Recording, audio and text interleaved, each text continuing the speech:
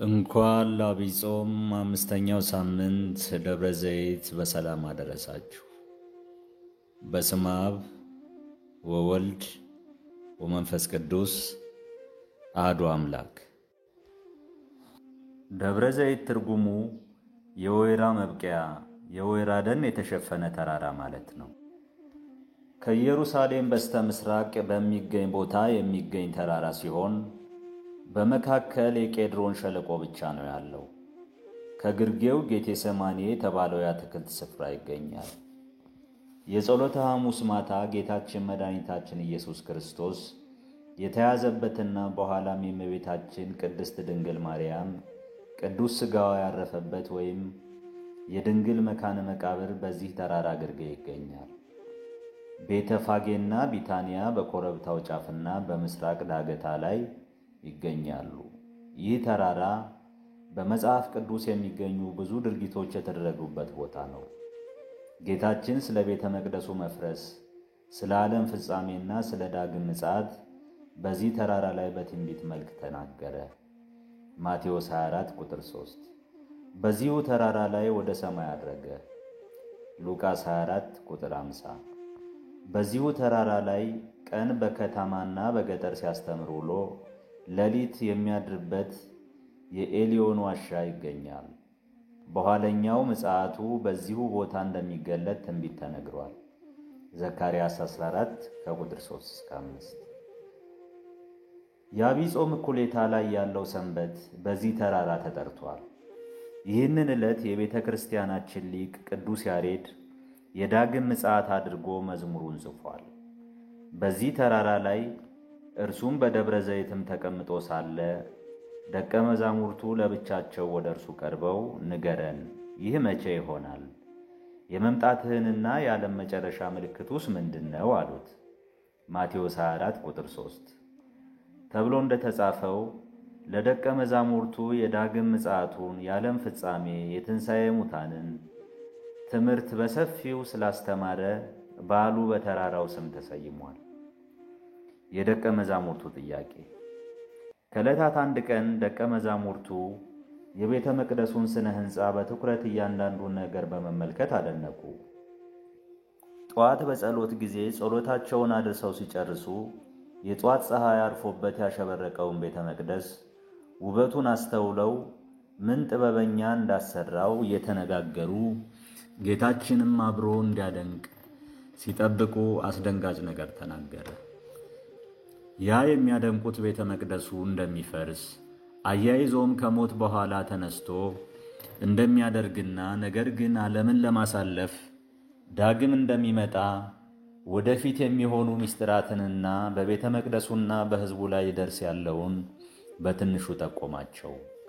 ይህም ነገር ረፍት ነሳቸውና ወደ ደብረ ዘይት ከተሻገሩ በኋላ በሰፊው እንደገለጸላቸው ይህም ነገር ረፍት ነሳቸውና ወደ ደብረ ዘይት ከተሻገሩ በኋላ በሰፊው እንዲገልጽላቸው ጠየቁት። ጥያቄውም እርሱም በደብረ ዘይት ተቀምጦ ሳለ ደቀ መዛሙርቱ ለብቻቸው ወደ እርሱ ቀርበው ንገረን፣ ይህ መቼ ይሆናል? የመምጣትህና የዓለም መጨረሻ ምልክቱስ ምንድን ነው? አሉት። ማቴዎስ 24 ቁጥር 3። በዚህ የጥያቄያቸው ክፍል እንደምናየው ጥያቄያቸው ዕለትና ምልክት ነው ወይም መቼና ምን የሚል ነው። የቤተ መቅደሱ መፍረስ መቼ ይሆናል? የዓለም መጨረሻና የመምጣትህስ ምልክቱ ምንድን ነው? ጌታችንም በቀኙ ያቁመንና ወደ ግራም ወደ ቀኝም ሳይል በጥያቄያቸው ላይ ብቻ ተኩሮ ሰፊ መልስ ሰጥቷቸዋል። መቼ ይሆናል ላሉት የመጀመሪያው ጥያቄ ስለዚያች ቀንና ስለዚያች ሰዓት ግን ከአባት ብቻ በቀር የሰማይ መላእክትም ቢሆኑ ልጅም ወይም ሰውም ቢሆን የሚያውቅ የለም። ማቴዎስ 24 ቁጥር 36 ሲል አጭር መልስ ሰጠ። ስለ ሁለተኛው ጥያቄ ስለ ምልክት ጉዳይ ግን መሸከም እስከሚያቅታቸው ድረስ አስተምሯቸዋል። በመልሱም ውስጥ ማስጠንቀቂያዎች፣ ምክሮች፣ ማጽናኛዎችና ምሳሌዎች በብዛት ቀርበው በተደጋጋሚ ተስተውለዋል። ምልክቶቹ፣ አንደኛ ሐሰተኞች ክርስቶሶች ጌታችን በአንደኛ ደረጃ የተናገረው ምልክት በተለያየ ጊዜ በተለያየ ሀገር ብዙ ሐሰተኞች ክርስቶሶች እንደሚነሱ ነው። የጌታ ቃል አይቀርምና ከዚህ ቀደም ብዙ ሰዎች እኔ ክርስቶስ ነኝ እያሉ ተነስተው ነበር። ዋናው በዮሐንስ ራእይ ምዕራፍ 13 አውሬ ተብሎ የተጠቀሰውና በቅዱስ ጳውሎስ ያመፅ ሰው እርሱም የጥፋት ልጅ የተባለው ብዙ ጥፋትና መከራ የሚያደርሰውና በ66 መለያ ምልክቱ ሐሰተኛ ክርስቶስ እስኪገለጥ ድረስ መንገድ ጠራጊዎች የሆኑ አለማማጅ ሐሰተኞች ክርስቶሶች ተነስተዋል። በእውነተኛው ንጉሥ ክርስቶስ ዳግም መምጣት የሚደመሰሰው ሐሳዊ መሲህ የመጨረሻውና ለ3 ዓመት ከመንፈቅ ቤተ ክርስቲያንን የሚወጋ የታላቁ መከራ ፈጻሚና አስፈጻሚ ይሆናል።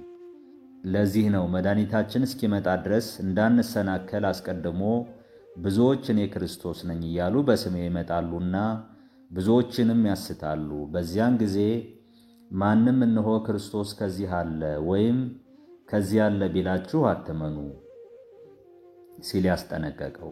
በሀገራችንም በኢትዮጵያ በአፄ ልብነ ድንግል ዘመነ መንግሥት እኔ ክርስቶስ ነኝ የሚል ሐሰተኛ ክርስቶስ ተነስቶ እንደነበር በቤተ ክርስቲያን ታሪክ ተመዝግቧል።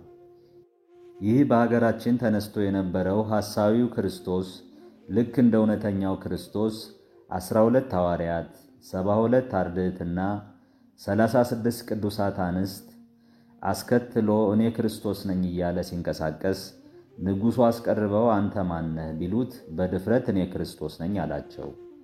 ንጉሡም ክርስቶስማ ከድንግል ማርያም ተወልዶ አስተምሮ ተሰቅሎ ዓለምን አድኖ ከሞት ተነስቶ አድርጓል። ዳግም ዓለምን ለማሳለፍ ይመጣል።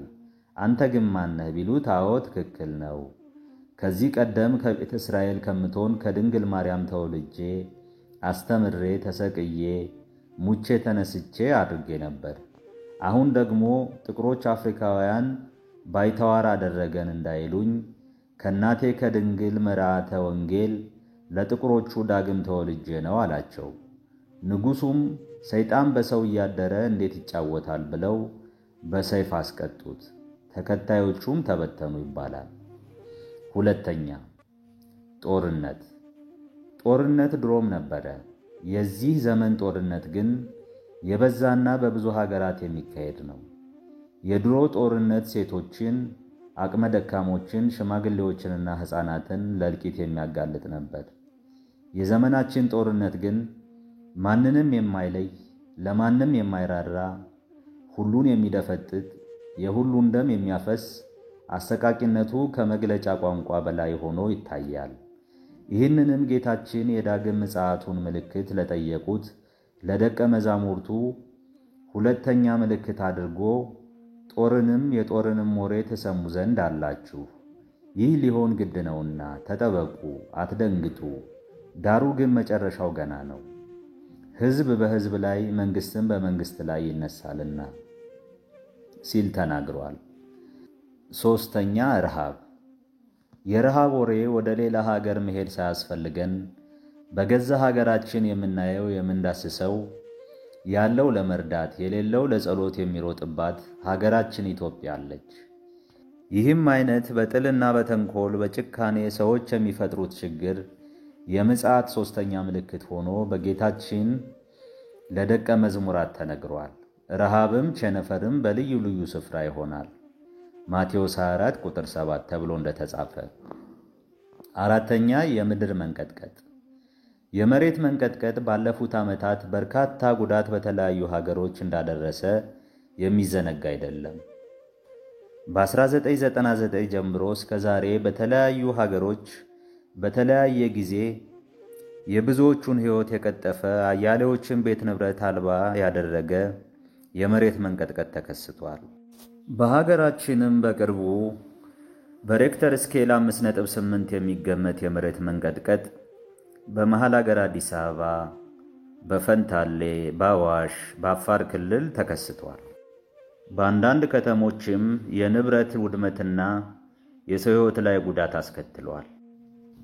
ይህም ለደቀ መዛሙርቱ የዓለም ፍጻሜ ምልክት የማግኘት ጥያቄ የተሰጠው የምድር መናወጥ በልዩ ልዩ ስፍራ ይሆናል ተብሎ በጌታ የዓለም ፍጻሜ ምልክት ተደርጎ የተነገረው ቃል አይቀርምና እየሆነ ነው። ማቴዎስ 24 ቁጥር 7። 5ኛ የክርስቲያኖች መከራ። የክርስቲያኖች መከራ እየጀመረ ይመስላል። ሰይጣን ኤቲስቶችን እስላሞችንና አይሁድን በመጠቀም በክርስቲያኖች ላይ ከምንጊዜውም በላይ ችግር መፍጠር የጀመረበት ጊዜ ነው። በአውሮፓ የክርስቲያኖች ጥያቄ ቶሎ የማይመለስ የቤተ ክርስቲያንን ጥያቄ ለማስተናገድም መንግስታዊ መስሪያ ቤቶች ፈቃደኝነታቸውን እያጡና ይህንን ወንጀላቸውን ለመሸፈንም በሕግ አንቀጽ እየፈጠሩለት ይታያሉ። በዚያን ጊዜ ለመከራ አሳልፈው ይሰጧችኋል፣ ይገድሏችሁማል፣ ስለ ስሜም በአሕዛብ ሁሉ የተጠላችሁ ትሆናላችሁ ተብሎ በማቴዎስ 24 ቁጥር 9 ላይ እንደተጻፈ ሃይማኖተኛነት እንደ ኋላ ቀርነት፣ ከሃዲነት እንደ ተራማጅነትና ሱልጡንነት የሚታይበት ዘመን ላይ እንዳለን ግልጽ ነው። ይህ አመለካከት በአጭር ጊዜ ውስጥ ክርስቲያኖችን ወደ ማግለልና ወደ መወንጀል የሚያድግ መሆኑ ከሚታዩት ፍንጮች መረዳት ይቻላል። በእንዲህ አይነት የመከራ ዘመን የክርስቶስ ተቃዋሚዎች በክርስቲያኖች ላይ የሚያመጡት መከራ የበለጠ የክርስቲያኖች እርስ በርስ መከዳዳት ጭንቁን ያከፈዋል፣ መከራውን መራራ ያደርገዋል። በዚያን ጊዜም ብዙዎች ይሰናከላሉ፣ እርስ በርሳቸውም አሳልፈው ይሰጣጣሉ፣ እርስ በርሳቸውም ይጣላሉ። ማቴዎስ 24 ቁጥር 10 ተብሎ በጌታ እንደተነገረ ከሃዲያኑ ሆነ ብለው በዕቅድ በክርስቲያኖች መካከል መከዳዳትን በመፍጠር ለዚህ ነው ክርስቲያኖችንና ክርስትናን መተው ያለባቸው፣ ፍቅርና መተማመንና ሰላምና ጸጥታን ለማስፈን ነው ክርስቲያንን የምንቃወመው እያሉ ድጋፍ ያሰባስባሉ። 6ኛ ሐሰተኞች ነቢያት። በዲያብሎስ መንፈስ ምትሃታዊ አሰራርን እያሳዩ አይቻላቸውም እንጂ ቢቻላቸው የተመረጡትን ሳይቀር የሚያስቱ ነቢያት ነን የሚሉ ብዙዎች ደፋሮች እንደሚነሱ ጌታችን 6ኛ የዳግም ምጽአቱ ምልክት አድርጎ ጠቅሷቸዋል። በአሁኑ ዘመን በሀገራችንም ነቢያት ነን የሚሉ አጭበርባሪዎች እንዳሸን ፈልተዋል። እነዚህም በነቢዩ ኤልያስ፣ በነቢዩ ኤልሳ ስም እያጭበረበሩና እየዋሹ በምትሃታዊ አሰራር የሚያስቱ ሐሰተኞች እንደሚነሱ ሌላው የዳግም ምጽአቱ ምልክት ሆኖ ብዙ ሐሰተኞች ነቢያትም ይነሳሉ፣ ብዙዎችንም ያስታሉ። ሐሰተኞች ክርስቶሶችና ሐሰተኞች ነቢያት ይነሳሉና ቢቻላቸውስ የተመረጡትን እንኳ እስኪያስቱ ድረስ ታላላቅ ምልክትንና ድንቅ ያሳያሉ። እንግዲህ እነሆ በበረሃ ነው ቢሏችሁ አትውጡ፣ እነሆ በእልፍኝ ነው ቢሏችሁ አትመኑ ተብሎ በጥብቅ ተነግሯል። 7ኛ የፍቅር መጥፋት። ሌላውና አሳዛኙ ጉዳይ የፍቅር መቀዝቀዝ ነው። ፍቅር የሕግ ፍጻሜ ነው። የሰው ልጅ ፍቅርን ማጥፋትና ማጣት የሌለበት ሀብቱ ነው። አሁንም ከአመፃም ብዛት የተነሳ የብዙ ሰዎች ፍቅር ትቀዘቅዛለች፣ ማቴዎስ 24:12 የሚለው ትንቢት እንዳይፈጸምብን ፍቅርን መንከባከብ፣ ማልማትና ማስፋት ይገባል። አሁንም ከአመፃም ብዛት የተነሳ የብዙ ሰዎች ፍቅር ትቀዘቅዛለች የሚለው ትንቢት እንዳይፈጸምብን ፍቅርን መንከባከብ፣ ማልማትና ማስፋት ይገባል። ማቴዎስ 24 ቁጥር 12። ፍቅር የመንፈስ ቅዱስ ፍሬ ነው። ፍቅር የመልካምና በጎ ነገር ሁሉ መገኛና ምንጭ ነው። 8ኛ የወንጌል መዳረስ። የወንጌል ለዓለም መዳረስ ለደቀ መዛሙርቱ የዳግም ምጽአት ምልክቶች ሆነው ከተሰጡት አንዱ ነው። በፍርድ ቀን በመጨረሻው ጊዜ በክርስቶስ አምኖና እምነቱን በሥራ ገልጾ ስለመኖር ሲጠየቅ አልሰማሁም፣ አላየሁም፣ አላወቅኩም የሚል አያመልጥም። ለአሕዛብም ሁሉ ምስክር እንዲሆን ይህ የመንግሥት ወንጌል በዓለም ሁሉ ይሰበካል። በዚያን ጊዜም መጨረሻው ይመጣል። ማቴዎስ 24 ቁጥር 14 ተብሎ እንደተነገረው በሁሉም ቤት ወንጌል ይሰበካል፣ ከሁሉም ዘንድ ይገኛል። የምጽአቱ ምሳሌዎች። 1ኛ ፍጥነቱ። ፍጥነቱ እንደ መብረቅ ነው። መብረቅ ከምስራቅ ወጥቶ እስከ ምዕራብ እንደሚታይ የሰው ልጅ መምጣት እንዲሁ ይሆናል ተብሏልና ማቴዎስ 24 ቁጥር 27። 2ኛ ቀኑ አለመታወቁ። እንደ ሌባ ነው፣ ያን ግን ወቁ። ባለቤት ከሌሊቱ በየትኛው ክፍል ሌባ እንደሚመጣ ቢያውቁ ኖሮ በነቃ፣ ቤቱም ሊቆፈር ባልተወውም ነበር።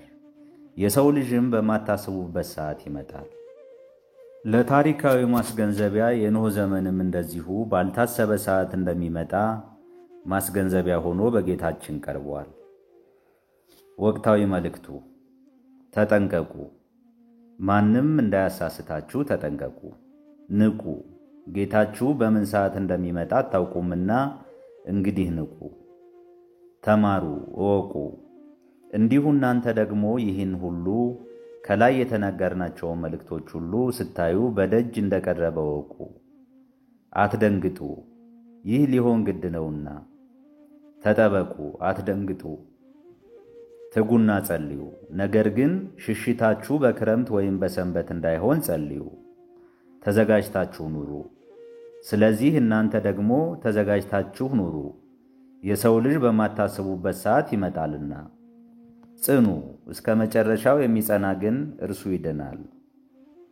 እነዚህን ሁሉ ምክሮች፣ ማስጠንቀቂያዎችና መጽናኛዎች በአእምሮ ጽላት ቀርጾ በማስተዋል በሃይማኖትና በክርስቲያናዊ ሥነ ምግባር ጸንቶ የኖረ የሕይወትን ቃል ሰምቶ የክብር የድልና የጽድቅ አክሊልን ተሸልሞ በዘላለማዊ ደስታ ይኖራል።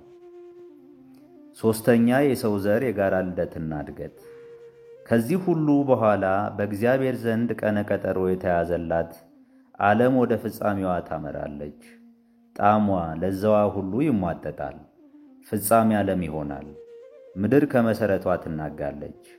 ፀሐይ ትጨልማለች፣ ከዋክብትም እንደ ቃሪያ ፍሬ ከሰማይ ይረግፋሉ። መዝሙር 12 ከቁጥር 2፣ ኢሳይያስ 13 ከ6-13፣ ኢዩኤል 2 ከ10-11። በታላላቅ ድንጋዮች የታተሙ መቃብሮች በውስጣቸው የያዟቸውን ሙታን ይሰጣሉ።